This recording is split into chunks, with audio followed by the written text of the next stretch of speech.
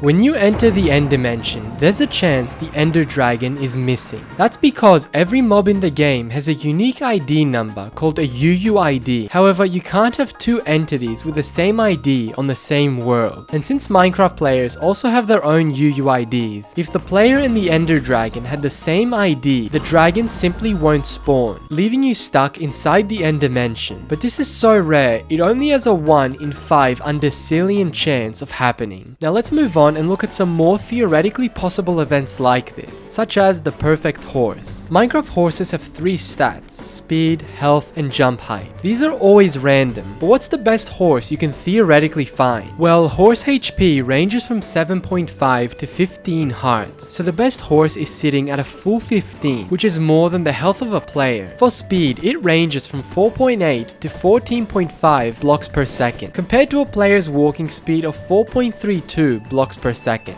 This horse is about 3.5 times faster. And for jump height, it ranges from 1.15 to 5.92 blocks high, meaning the best horse can clear almost a 6-block wall from a single jump. So how rare would it be to randomly find this perfect horse? Well, a Reddit user named Gdend did the calculations a few years ago and found there's a 1 in 124,000 chance of coming across this in the wild, which is already crazy. But another Reddit user pointed out the speed and jump stats aren't actually that simple, because for those, Minecraft chooses a random decimal, and since Java's random number generator has quadrillions of possible decimal values, the odds of it landing on the perfect stats are near 0. But what does this theoretical horse even look like in action? Well, here it is. As you can see, it's basically on steroids, being able to jump straight onto trees and run like the wind. Now that we've seen this legendary steed, let's move on to the Nether. Have you ever wondered what's the biggest possible glowstone cluster? We all know glowstone generates in clumps on the Nether roof, and over the years, many players have discovered giant veins with dozens of glowstone, but no one's ever talked about the theoretical limit.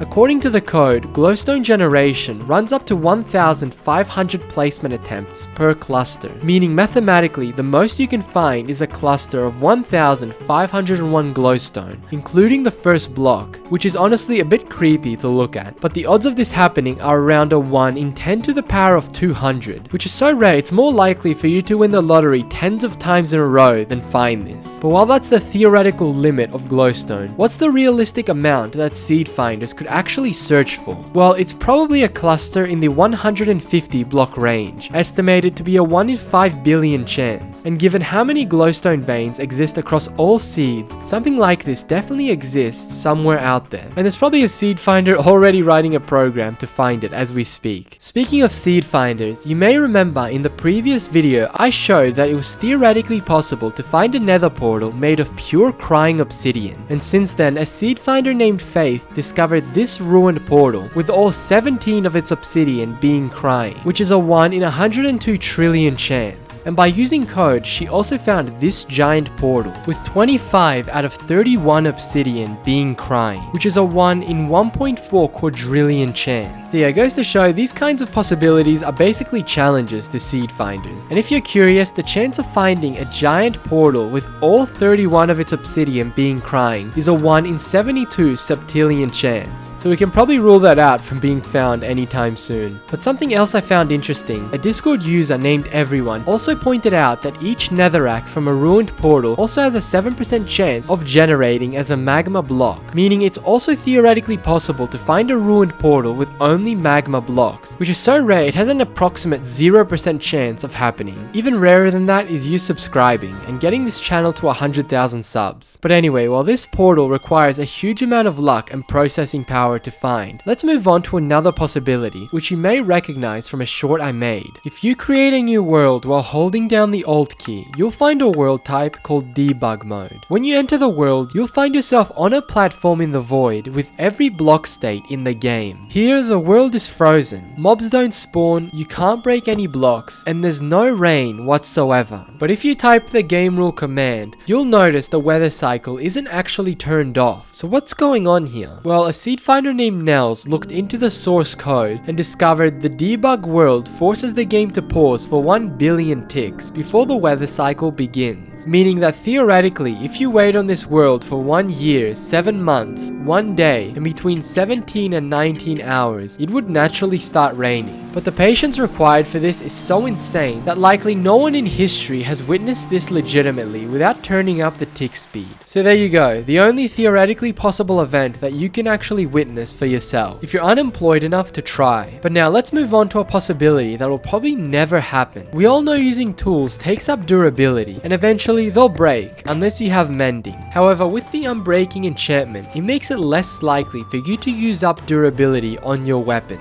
So if you enchant a pickaxe with unbreaking 1, it makes it so there's only a 50% chance for the tool to use up any durability. With unbreaking 2, that drops to 33.3%. And with unbreaking 3, only 25% of all hits will use up durability. That would make a diamond pickaxe go from 1,561 uses to an average of 6,244 uses. But if you're lucky, there's an astronomically low chance that the tool never uses up any durability. So you could go your entire life using the same pickaxe and tools without them ever breaking. So I guess this is the only time the unbreaking enchantment is actually true to its name. But now let's dig down towards the stronghold. When you enter a library, each air block has a 7% chance of being replaced with a cobweb. Usually you'll only find around 30 webs per library. However, a seed finder by the name of Turtle Kid informed me that it's theoretically possible to find a library entirely filled with cobwebs, which only has a 0.07 to the power of 417 chance of happening. So you gotta wonder what kind of crazy spiders are living here. But on the flip side, it's also possible to find a library with no cobwebs at all. But even that only has this low chance of happening. So I guess we can call this the cleanest stronghold in Minecraft. Anyway, this isn't the only strange occurrence that can happen with structures, because did you know this is theoretically possible in vanilla Minecraft? What you're looking at is a flying mansion, an occurrence so rare it's never been seen before. Because over the years, many other floating structures have been found, such as jungle temples. Because when a piece of land generates in the sky, there's a chance for it to drag up structures to the average height of the highest point. However, the reason you can't find flying mansions this way is because they'll always stretch their cobblestone down to the ground. So the only way to find this as a flying structure would be to have the perfect platform of blocks generate in the sky, which would allow the mansion to spawn on top of them. However, a floating island of this size is rarer than you filling out a job application, so it's unlikely to be found anytime soon. But now let's take a look at something which can theoretically happen in the distant future. Before you even play Minecraft, you have to choose a username. Minecraft usernames are between 3 and 16 characters, and they're made of letters, numbers, and underscores, meaning there are 12.7 septillion possible combinations in existence. So if a new Minecraft account was made every second, it would take about 400 quadrillion years to run out of usernames, which is 28 million times the current age of the universe. And the sun would have already died several times over by the time we run out of usernames. So the good news is we'll have bigger things to worry about by then. Now let's look upwards at a strange shipwreck high above the clouds. We all know shipwrecks usually generate on beaches or oceans. However, on Bedrock Edition, there's a rare bug that sometimes makes shipwrecks generate 100 blocks higher in the sky. Many sightings of this have been found in the past, and it's unknown why this glitch happens. In fact, you can't even replicate it on the same seed. However, the seed finder Turtle Kid said it's theoretically possible that if a shipwreck generated on a floating island at Y level 210, it can get pushed up 100 blocks and end up at the height limit. But the chance of this happening is very unlikely, because even finding a shipwreck generating over Y200 is almost impossibly rare, let alone also having the bug that would make it generate 100 blocks higher. So if you ever find this, congratulations, you just came across the Flying Dutchman. Speaking of unnatural occurrences, let's go to the ground to see this rare tree. Azalea trees aren't too special, other than showing where lush caves are. However, you may know some of their leaves are sometimes replaced with flowering azalea leaves, with each leaf having a 25% chance of being flowering. And back in 2024, a seed finder named Tom calculated the odds for a tree with only flowering leaves, having a 6.2523e minus 55 chance. Yeah, sounds like an equation Einstein himself would have cooked up back in the day. So if you're ever out exploring and find an azalea tree, always check its leaves, because there's always a chance you could find this legendary tree. But anyway, there's something even crazier than this that you can theoretically find. When you make a new world, there's a small chance for you to spawn on top of the Skyblock Island. But wait, how is this possible? Well, several islands in the past have been found that look similar to Skyblock, and although a perfect replica has never been discovered, seed finders have confirmed that this is theoretically possible to happen. So if you found a world like this and turned on the bonus chest, it would look exactly like Skyblock. So if you're too lazy to load up the Skyblock map, there's always the small chance you'll just randomly find it in your world. Now, speaking of the sky, back in 2020, a player named MusicBite reported something that shouldn't be possible. A dungeon that's flying in mid-air, no ground beneath it and no cave walls around it. It was just completely floating. What made this even more interesting is according to the Minecraft wiki, there's only been a single confirmed sighting of this occurrence in over 16 years. To this day, no one fully understands how this even generated, as dungeons usually spawn underground and very rarely near the surface, let alone flying in the sky. Apparently this screenshot was taken on Legacy Console Edition, so there's a chance this can't even happen on modern versions, as it could have just been some weird generation that was quietly patched without anyone noticing. So this is the only theoretically possible event that's already been found, but was never rediscovered, which makes it feel even more mysterious than anything else we've seen. But now that we've seen this, let's go back into the Nether.